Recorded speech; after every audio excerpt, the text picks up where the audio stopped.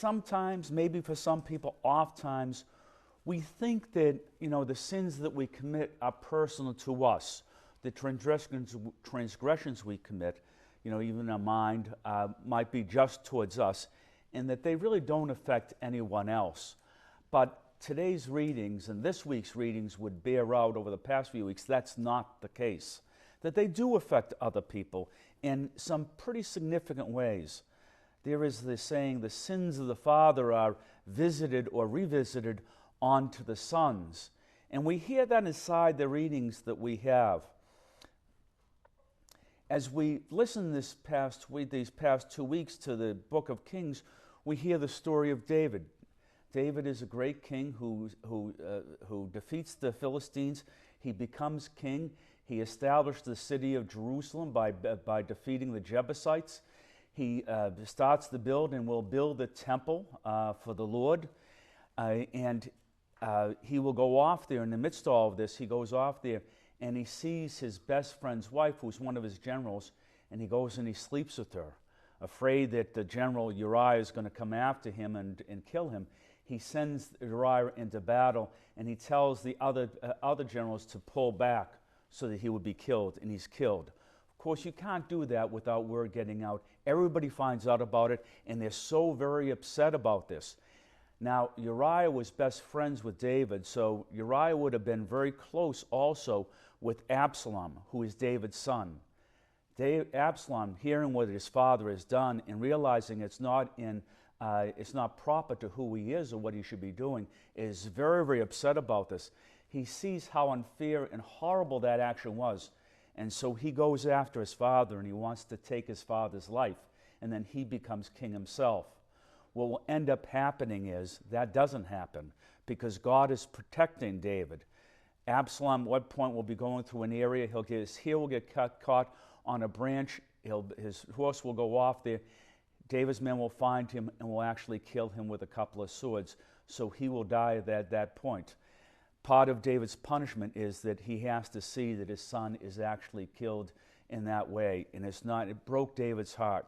David turns back to God and becomes very faithful and really does a great job in building up the temple and the people who go into the temple and the way that they live out their ritual obligation to worship God. He also has Solomon. So when he's leaving, Solomon comes in. Solomon, at first, we find out, is a very, very great leader. But he gets older in age. He takes many foreign wives. And to please them and to placate them in some sense, remember they're foreigners. So they're not in that covenant with God because they're not Jewish. So they have foreign gods. Now that's bad enough. But then Solomon, his heart grows a little distant from God, and he goes off there and he starts building foreign temples for these various false gods. Well, God is very, very upset about this. And he realizes that Solomon's heart has grown distant from him. And God in the Old Testament, we know he punishes them so that others following can see that they need to be faithful to God. And so what he says to him, he says, I'm not taking your kingdom away from you, but when you die, your son will not inherit the kingdom. I'm giving 10 of the tribes to your servant Rehoboth, and to your son he will get 2. What this means is, and that's what we heard in today's reading, is the kingdom's going to get divided. And Solomon's son is going to pay for his father's bad deeds and his father's lack of turning his heart to God, but turning his heart away from God. Do you see how this affected his son? His son could have been a very good man, but his son does not get to ascend to be the king of the unified South and North. No, because of what his father did, he loses that ability, and he's only given 2 of the 10 tribes. The servant, think about this, it's Solomon's servant who gets those 10 tribes. Do you think God, the Lord God, was trying to get a message out there? He was. Today we're in our gospel reading, and inside our gospel reading, we hear where Jesus takes someone who's mute and deaf, and he prays over him, and he says, be opened.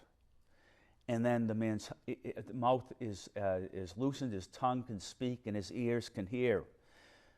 Too bad Solomon that his heart wasn't opened to the grace of God. It should have been, because for many years he worshiped the Lord God. He really adorned that temple, and he developed various festivals where people would come and give praise and worship to God. But he allowed other people to come into his life and influence him, and then his heart became weary of God, and he just put God to the side and thought, well, God forgives, no problem, God will understand. Well, if there's one thing we should understand is, you know what, this idea of, well, I'm going to do whatever I want and God's going to understand, no, what we want to see is, because of what Solomon did, it negatively impacted his son and his people. The kingdom was divided. It does have an effect. And we might want to think that's reserved to kings. No, it's not. It's not reserved to kings and presidents. What it is all of us. We have an effect, a ripple effect in the lives of others.